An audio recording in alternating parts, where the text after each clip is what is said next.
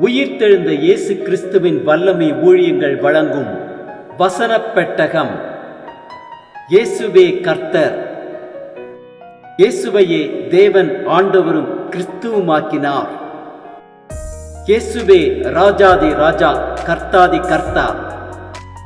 கிறிஸ்துவே மரித்தோர் மேலும் ஜீவனுள்ளோர் மேலும் ஆண்டவர். கிறிஸ்துவே போதகரும் ஆண்டவருமாயிருக்கிறார். வசனப் பெட்டகத்தின் இன்றைய தின கருப்பொருள் சீஷத்துவம். தன் சிலுவையை சுமந்து கொண்டு எனக்கு பின் செல்லாதவன் எனக்கு சீஷனாயிருக்க மாட்டான். சீஷத்துவத்தை குறித்ததான வேத வசனங்களை பார்க்கலாம். மத்தேயு 5:14, 15, 16 வாசிக்கிறோம். நீங்கள் உலகத்துக்கு வெளிச்சமாயிருக்கிறீர்கள். மலையின் மேல் இருக்கிற பட்டணம் மறைந்திருக்க மாட்டாது.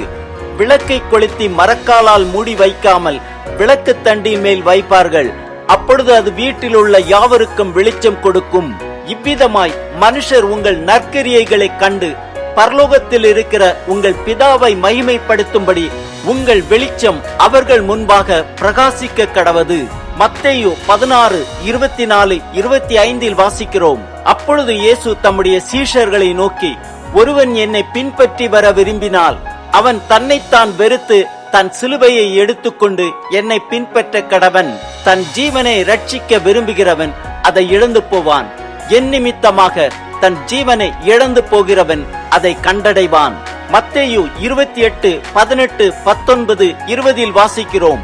அப்பொழுது இயேசு சமீபத்தில் வந்து அவர்களை நோக்கி, வானத்திலும் பூமியிலும் சகல அதிகாரமும் எனக்கு கொடுக்கப்பட்டிருக்கிறது. ஆகையால் நீங்கள் புறப்பட்டு போய் சகல ஜாதிகளையும் சீஷராக்கி பிதா, குமாரன், பரிசுத்த ஆவியின் நாமத்திலே அவர்களுக்கு ஞானஸ்நானம் கொடுத்து, நான் உங்களுக்கு கட்டளையிட்ட யாவையும் அவர்கள் கைக்கொள்ளும்படி அவர்களுக்கு உபதேசம் பண்ணுங்கள். இதோ உலகத்தின் முடிவு பரியந்தம் சகல நாட்களிலும் நான் உங்களுடனே கூட இருக்கிறேன் என்றார். ஆமேன். லூக்கா 6:40 வாசிக்கிறோம். சீஷன் தன் குருவுக்கு மேற்பட்டவன் அல்ல, தேறினவன் எவனும் தன் குருவை போல் இருப்பான். லூக்கா 9:23 வாசிக்கிறோம். பின்பு அவர் எல்லாரையும் நோக்கி, ஒருவன் என் பின்னே வர விரும்பினால் அவன் தன்னைத்தான் வெறுத்து தன் சிலுவையை அனுதினமும் எடுத்துக்கொண்டு என்னை பின்பற்ற கடவன். லூக்கா 14:26, 27 வாசிக்கிறோம். யாதொருவன் என்னிடத்தில் வந்து தன் தகப்பனையும் தாயையும் மனைவியையும் பிள்ளைகளையும் சகோதரரையும் சகோதரிகளையும் தன் ஜீவனையும் வெறுக்காவிட்டால் எனக்கு சீஷனாயிருக்க மாட்டான்.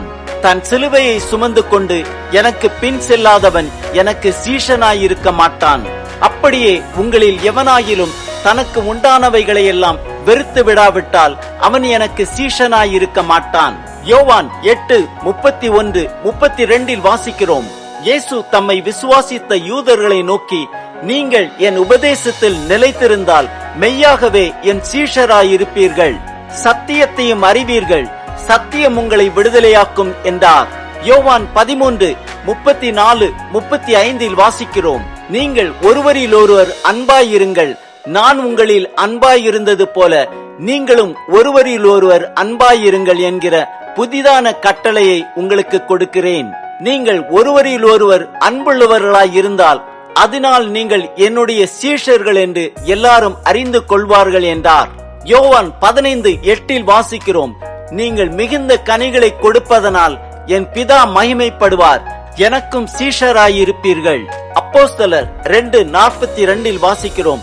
அவர்கள் அப்போஸ்தலருடைய உபதேசத்திலும் அந்யோன்யத்திலும் அப்பம் பிட்குதலிலும் ஜபம் பண்ணுதலிலும் உறுதியாய் தரித்திருந்தார்கள்.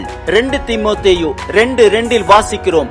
அநேக சாட்சிகளுக்கு முன்பாக நீ என்னிடத்தில் கேட்டவைகளை மற்றவர்களுக்கு போதிக்கத்தக்க உண்மையுள்ள மனுஷர்களிடத்தில் ஒப்புவி. ஆம், நாம் நம் சிலுவையை அனுதினமும் எடுத்துக்கொண்டு கிறிஸ்து இயேசுவை பின் செல்லுவோம். அவர் சீஷராக மாறுவோம். அழிந்து போகும் ஆத்துமாக்களை கிறிஸ்துவினிடம் கொண்டு வருவோம். கிறிஸ்து நம்மில் அன்பாயிருந்தது போல நாமும் ஒருவரில் ஒருவர் அன்பாயிருப்போம். வானத்திலும் பூமியிலும் சகல அதிகாரத்தையும் பெற்ற இயேசு கிறிஸ்து நமக்கு கட்டளை கொடுத்தபடி நாம் புறப்பட்டு போய் சகல ஜாதிகளையும் சீஷராக்கி பிதா, குமாரன், பரிசுத்த ஆவியின் நாமத்திலே அவர்களுக்கு ஞானஸ்நானம் கொடுப்போம்.